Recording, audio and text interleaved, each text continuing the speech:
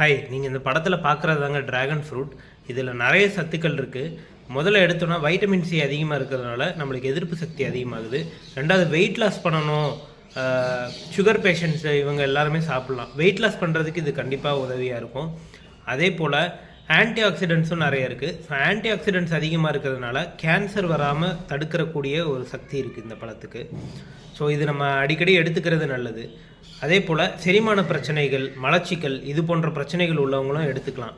ஏன்னா இதில் வந்து நார்ச்சத்து அதிகமாக இருக்குது. ஸோ அதனால் மோஷன் வந்து ஃப்ரீயாக போகும். அடுத்ததை பார்த்தீங்கன்னா,